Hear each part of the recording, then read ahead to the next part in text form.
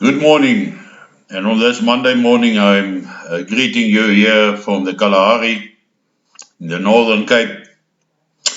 And although this is an Afrikaans channel and I mainly broadcast in Afrikaans, I've decided to do this one in English for specific reasons, and that is to reach a wider proportionate of the population and on some request of people overseas and in the United States. The situation in South Africa is slowly but surely deteriorating, but it has over recent months accelerated into almost something uncontrollable. We saw an increase in the burning of trucks, the blocking of roads, in attacks. Even we have seen an increase in looting by the police on several occasions. A lot of video materials are doing the rounds and people can see it for themselves. But it is disturbing because on all of that, the country is bankrupt by corruption, by theft. The state reserves are finished. Money is a problem.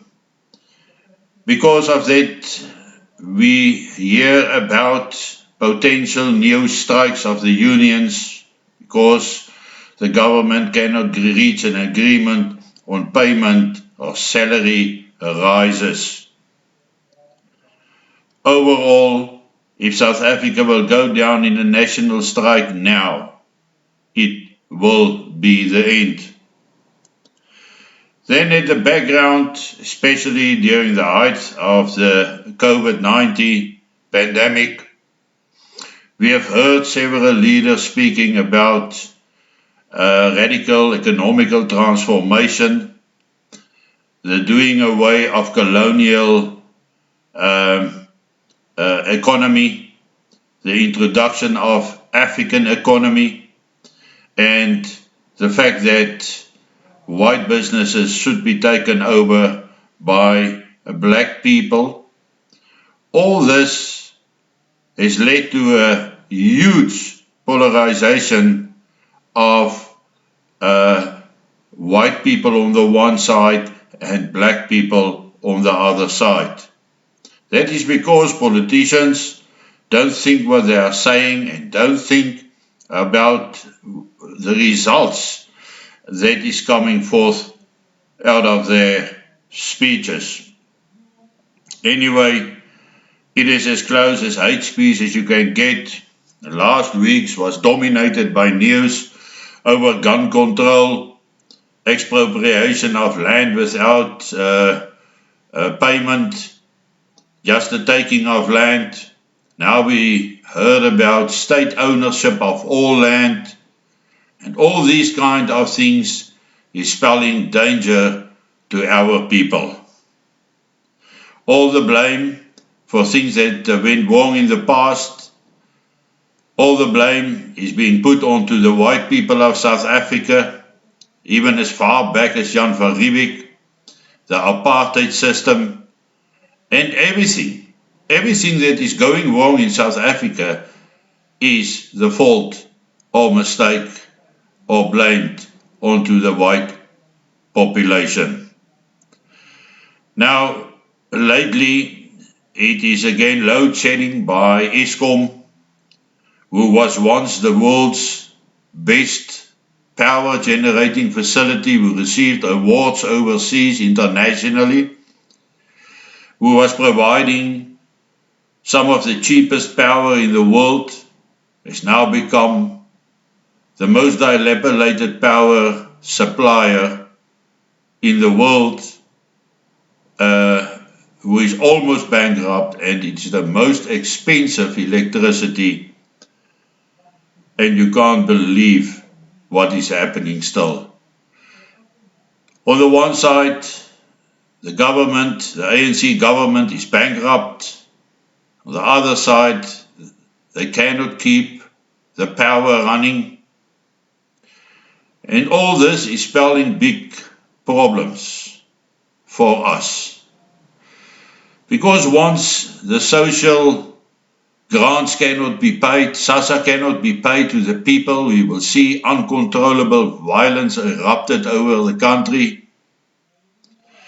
But if Escom goes down, if the power grid goes down, we will sit with exactly the same result, because also SASSA cannot pay out once the grid went down. People have talked over the past days, and there was a specific interview on Radio 702 that was very interesting, where the gentleman warned that Escom cannot be turned around and probably will crash. And the power grid will fall, will go down. Once that happens, we will see a very rapidly developing of violence, and in the end, it will come down to us. Because the perception in Africa is that white people do have. They have money, they have food. So when they have looted the spaza shops, the shopping malls, because the burning of tires, the blocking of roads prevent delivery trucks from entering the cities, we will see the beginning of chaos. We saw during the past week shortages of water because of the load shedding. Certain areas did not receive water because the pumps are standing. Sewer is going the same way. And we must remember that it's not only Eskom, but in Johannesburg is chaos because of city powers incapability of keeping the infrastructure from collapsing. My friends, we are entering a very, very difficult time. And I once again urge you to prepare yourself for what is coming to South Africa.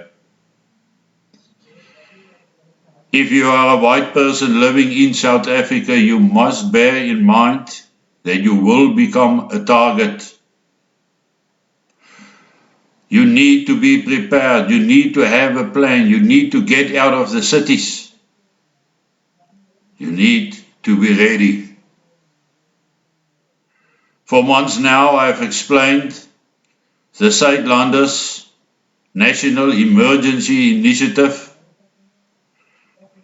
which is helping people to find a plan to prepare themselves so that we will all withdraw from the violence safely to a more safe area of lesser people, and where we are in numbers able to defend ourselves against whoever might wish us harm.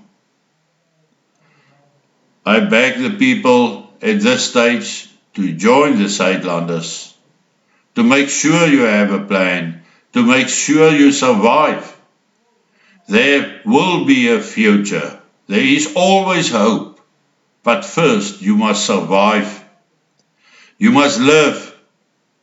And once you have lived through this terrible ordeal that is heading our way, with the aid of our Lord, we will survive. We are from the Boer nation. We know how to rebuild. After the Anglo-Boer War, we were left with nothing. Our forefathers had nothing, and yet they rebuilt.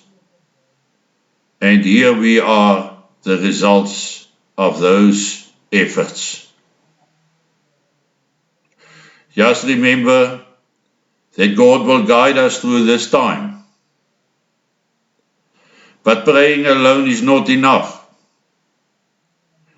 You will have to pray and do.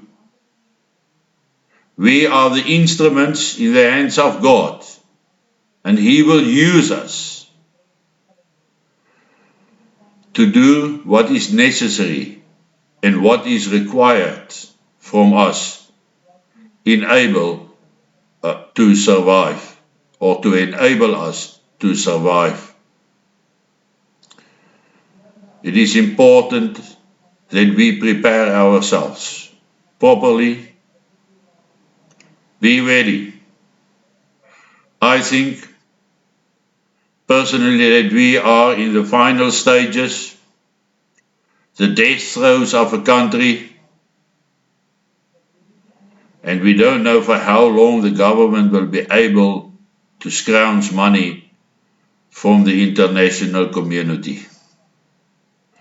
But once that is gone, once Escom is gone, we are in for a hard time.